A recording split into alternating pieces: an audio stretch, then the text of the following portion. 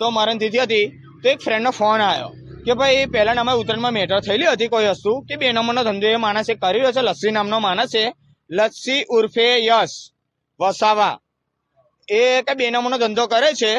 કોઈ વાંધો નહીં, 2 નંબરનો ધંધો કરતો હોય તો અમે વસ્તુમાં અમે લોકો પોલીસવાળાને હેલ્પ કરી હતી. પણ હવે લક્ષ્મીપુરા જ એમને સાથ આલી રહેલું છે. બરાબર છે, પોલીસવાળા ખુદ જ એમને સાથ આલે છે.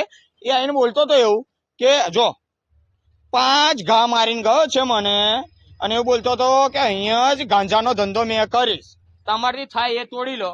આ જો ઘા જો મને ને 4 ટાંકા લીધા. મને એક ફ્રેન્ડે એવું કીધું, એટલે એ સલાહ મને આપી કે મીડિયાની અંદર પોલીસ વિરુદ્ધ બોલ તો પોલીસ તૈયારીમાં એક્શન લેશે અને જલ્દી કાર્યવાહી કરશે. પછી ત્યારબાદ પોલીસ તો તૈયારીમાં મારી ફરિયાદી લઈ લીધી હતી અને તૈયારીમાં લસ્સીને બી પકડી પાડેલો હતો અને એને પકડીને અંદર નાખી દીધો છે.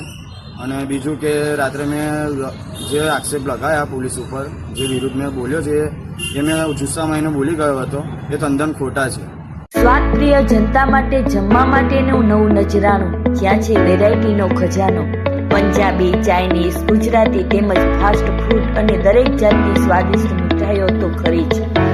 સાથે થાક દૂર કરે તેવી સ્પેશિયલ ચા પણ રહેશે ઉપલબ્ધ.